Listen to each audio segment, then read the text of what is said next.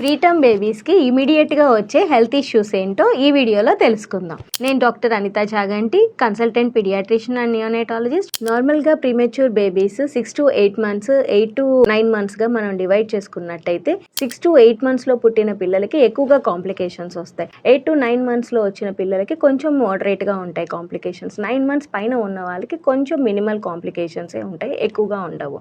Main ఈ పిల్లలకి వచ్చే కాంప్లికేషన్స్ ఏంటంటే ఫస్ట్ వీళ్ళకి టెంపరేచర్ అనేది మెయింటైన్ చేసుకోలేరు. సో ఎందుకంటే వీళ్ళలో ఫ్యాట్ అనేది చాలా తక్కువగా ఉండటం వల్ల టెంపరేచర్ మెయింటైన్ చేసుకోలేకపోవడం వల్ల ఈ పిల్లల్ని మనము రేడియంట్ వార్మర్స్ అంటాము. వార్మర్స్లో ఆర్ ఇంక్యుబేటర్స్లో పెడతాము NICUలో. అండ్ నెక్స్ట్ వచ్చే సెకండ్ ప్రాబ్లం బ్రీతింగ్ డిఫికల్టీస్ వస్తాయి. బ్రీతింగ్ డిఫికల్టీస్ ఎందుకు అంటే ఇమ్మెచ్యూర్ లంగ్స్ ఉండటం వల్ల వీళ్ళకి గాలి తీసుకోవడంలో ఇబ్బంది, వాళ్ళందరికీ వాళ్ళు గాలి తీసుకోలేకపోవడానికి ఇబ్బందులు ఉండటం వల్ల వీళ్ళకి CPAP మెషిన్ కానీ NIV కానీ ఆర్ వెంటిలేటర్ దాకా కూడా అవసరం పడే ఛాన్సెస్ ఉంటాయి. నెక్స్ట్ వచ్చే ప్రాబ్లం వచ్చి బ్రెయిన్లో బ్లీడ్ అవ్వచ్చు. ఎందుకంటే వీళ్ళల్లో వెజల్స్ అనేవి చాలా సున్నితంగా ఉండటం వల్ల బ్రెయిన్లో బ్లీడ్ అయ్యే ఛాన్సెస్ కూడా ఉంటుంది. నెక్స్ట్ వచ్చి హార్ట్లో హోల్స్. మదర్ ఊంబ్లో ఉన్నప్పుడు బేబీకి ఒక డక్ట్ PDA అనేది ఉంటుంది. అది పుట్టిన తర్వాత 48 to 72 hours క్లోజ్ అవ్వాలి. అది క్లోజ్ అవ్వక అలాగే ఉండే ఛాన్సెస్ ఈ పిల్లల్లో ఎక్కువగా ఉంటుంది. తర్వాత వచ్చి వీళ్ళకి ఫీడింగ్ డిఫికల్టీస్ ఉంటాయి. అంటే మనం పాలు ఇచ్చిన వాటిని వాళ్ళు అరాయించుకోవడానికి కూడా ఇబ్బంది ఉంటుంది. ఎందుకంటే వీళ్ళకి గట్ కూడా ఇమ్మెచ్యూర్గా ఉంటుంది. సో ఈ కాంప్లికేషన్స్ అన్ని ప్రీమెచ్యూర్ బేబీస్లో మనం రొటీన్గా చూసేవి.